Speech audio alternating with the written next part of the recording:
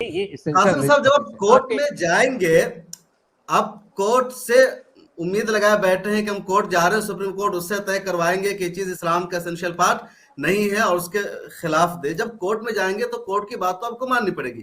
Court میں مذہبی معاملے کو لے کر کے جانے کی ضرورت کیوں محسوس ہو رہی ہے؟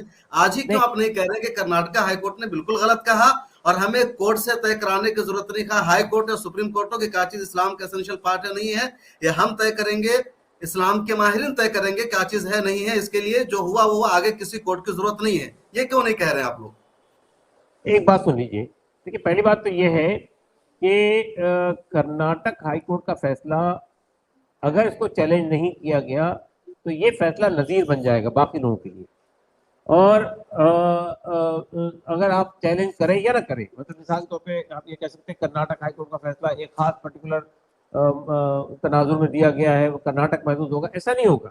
جو گورنمنٹ بیٹھی ہوئی ہے اس وقت سرکار میں, وہ گورنمنٹ اس فیصلے کو نظیر بنا کر یہ سلسلہ پورے ملک کا دراز کر سکتی ہے ہر جگہ.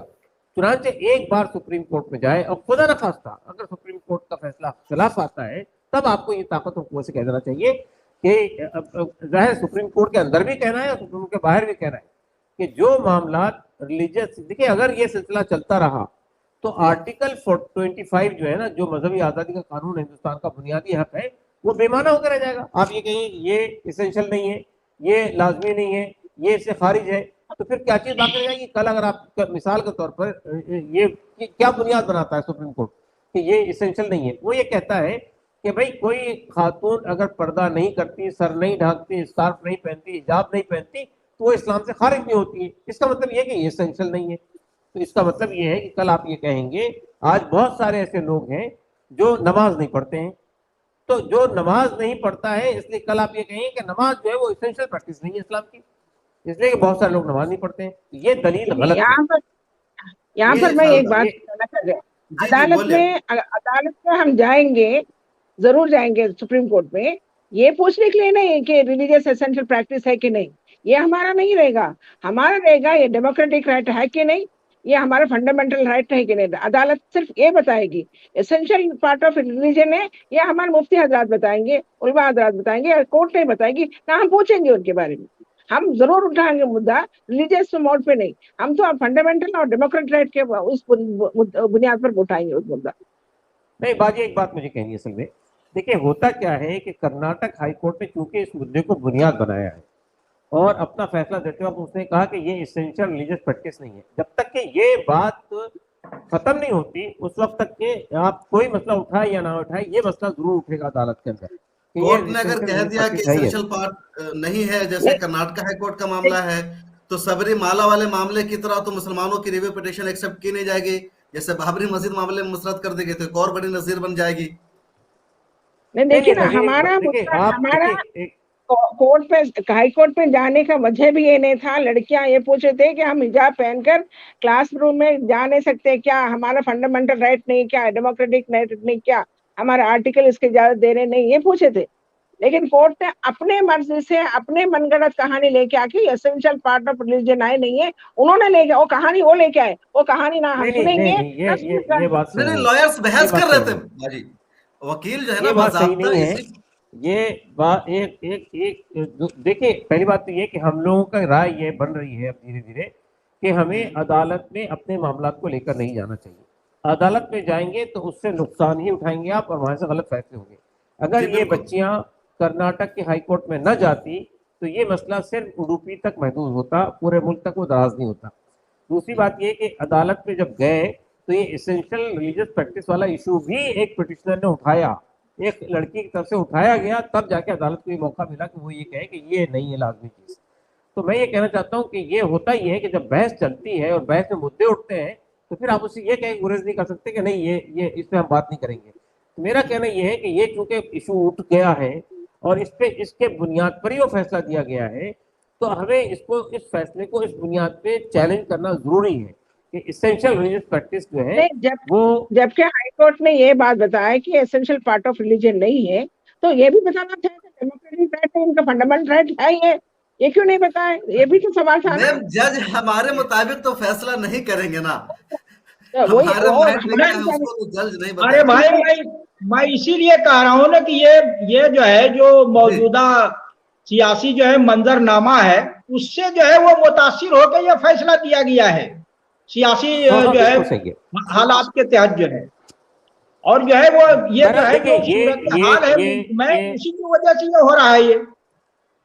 ये इशू भी समझ लीजिए कि ये जो बात हमारे तबरेज़ कासिम साहब उठा रहे थे, शम्स साहब, कि आप सुप्रीम कोर्ट क्यों जाए। देखिए, हमारे न जाने का मसला नहीं है, क्योंकि जो पिटिशनर थे वो पहुंच गए सुप्रीम कोर्ट। तो अब हाँ, वो जो तो जा पिटिशनर चुके हैं वहां लड़ रहे थे वही उसी सुप्रीम दिन, कोर्ट पहुंच उसी गए। दिन।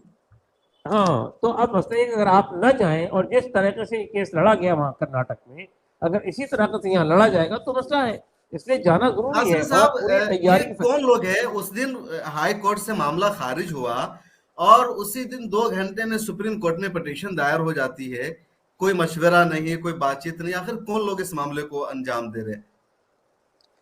देखिए, पहली बात तो ये है, मैं बताना चाहता हूँ आपसे कि ये इस मसले को ज़ेर बहस लाना इसलिए ज़रूरी है कि मिल्लत को इस मुल्क में और इन हालात में जहाँ पे ऐसे फोर्सेस इक़्तिदार में आ गई हैं, आपके हर कदम को कोऑर्डिनेटेड होना चाहिए, यानी उसके अंदर में राब्ता होना चाहिए, गुफ्तगू होनी चाहिए, बातचीत होनी चाहिए। कोई भी इक़दाम किसी को भी अपने तौर पर नहीं कर देना चाहिए, जबकि उसका ताल्लुक पूरे मिल्लत से। ये जो मसला बिल्कुल। उठा था उडुपी का, वहाँ मुसलमानों की एक तंजीम है जो तमाम मसाले को मकाती फिक्र पर मबनी है। उसने ये कोशिश की, इंतजामिया से बात की और किसी हद तक के इस मसले को हल कर लिया था। और उसमें ये हुआ था, उन्होंने ये कहा था कि आप हिजाब पहनकर आइए, स्कार्फ पहनकर स्कूल के अंदर, चूंकि वो स्कूल गर्ल्स स्कूल है, स्कूल में आप हिजाब को उतार दीजिए और क्लास में बैठिए। पढ़ाने वाली जो टीचर खवातीन है, हाँ, जब मर्द पढ़ाने आएंगे 2 4 5, उस वक्त आप सर पे स्कार्फ बांध लीजिए। तो ये पॉपुलर फ्रंट ऑफ इंडिया और कैंपस फ्रंट ऑफ इंडिया ने कहा नहीं, ये नहीं होने देंगे, हम तो हिजाब पहन के आएंगे, स्कूल में बैठेंगे और नहीं उतारेंगे। मसला ये था कि वो मुकामी लोग ये कह रहे थे कि भाई इस मसले को अगर आप इशू बनाएंगे तो इस पर रिएक्शन होगा, ये मसला रीजनल चला जाएगा, फिर नेशनल चला जाएगा, फिर इंटरनेशनल चला जाएगा और पूरे मुल्क में हमारे लिए मसले खड़े हो जाएंगे। लेकिन उन्होंने नहीं माना। चुनांचे वो एजुटेशन शुरू किया, उस पर काउंटर एजुटेशन शुरू हुआ।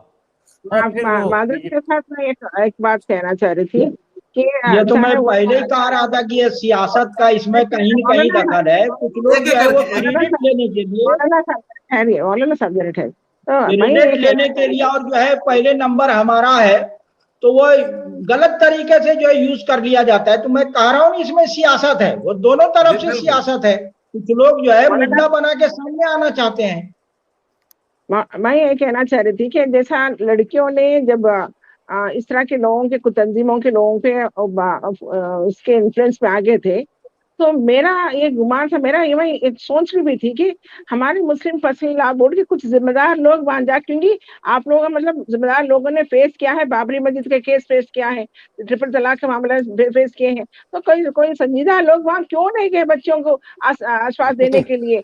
लोग जाना चाहिए था, ये मैं कह रही थी। नहीं, सुनिए, देखिए, हम लोग अव्वल दिन से टच में हैं वहाँ के, और वहाँ देखिए कर्नाटक टच में तो हम भी थे, लेकिन आप क्योंकि मेरी बात पूरी होने दीजिए। आपका सवाल हो गया, जवाब दे रहे हैं, सुन लीजिए जी। देखिए, मसला टच का ये नहीं है कि हम टच में थे। हमारे जो नुमाइंदे पर्सनल लॉ बोर्ड के वहाँ मौजूद है केरला में, अमीर शरीयत जो है वो कर्नाटक के वो पर्सनल लॉ बोर्ड के मेंबर है, जमात इस्लामी के लोग, जमात उलमा के लोग, इन सब से कहा गया और इन सब ने जाकर वहाँ पे कोशिश की, लेकिन उन लड़कियों को इन लोगों ने वर्गलाया और उनसे कहा नहीं, कंप्रोमाइज नहीं करेंगे, कोई कंप्रोमाइज नहीं होगा। और नतीजा ये कि वो मसला, अब जाहिर है कि देखिए होता क्या है कि अब आप एक एजुकेशन करते हैं, उसको मीडिया कवर करता है, सोशल मीडिया पे कवरेज हो जाता है, उसको काउंटर शुरू हो जाता है, तो ऑल ऑफ ए सडन चीजें जो है हाथ से निकल जाती है।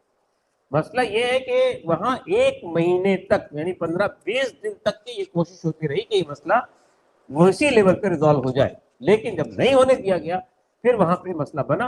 और फिर उसके बाद ये सुन लीजिए भाई को, फिर उसके बाद यही लोग जो है उसको अदालत में लेके चले गए। अदालत में ले जाने के भी हक में नहीं थे हम लोग। तो सवाल ये पैदा होता है कि भाई देखिए, आप इस पूरी मिल्लत को कंट्रोल तो नहीं कर सकते ना, कोई भी जा सकता है। अब देखिएगा, आप ये केस सुप्रीम कोर्ट पे आएगा तो सिर्फ मुसलमान नहीं आएंगे, ये जो आपके 3 तलाक वाले केस में जो बहुत सारे लोग इंटरवीन कर गए थे, वो सब इसके अंदर आ जाएंगे। देखिए, हमारी वीडियोस देखने के लिए बेहद शुक्रिया। मिल्लत टाइम्स की खबरें पढ़ने, सुनने और देखने के लिए गूगल प्ले स्टोर से ऐप डाउनलोड करें। यहाँ आप उंगली की क्लिक में पढ़ सकते हैं 4 ज़बानों में न्यूज़, उर्दू, हिंदी, अंग्रेज़ी, बांग्ला। आप ऐप पर मिल्लत टाइम्स की वीडियोस भी देख सकते हैं। अगर आप YouTube पर देख रहे हैं तो रेड बटन को दबाकर चैनल को सब्सक्राइब करें और बेल आइकन ज़रूर दबाएं। फेसबुक पर देख रहे हैं तो पेज को लाइक और फॉलो ज़रूर करें। ट्विटर और इंस्टाग्राम पर भी मिल्लत टाइम्स को फॉलो करें।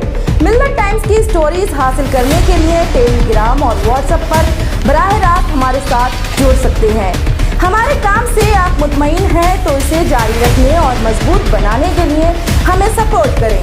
स्क्रीन पर दिख रहे और डिस्क्रिप्शन में दिए गए अकाउंट नंबर पर मिल्लत टाइम्स को अपनी रकम भेज सकते हैं।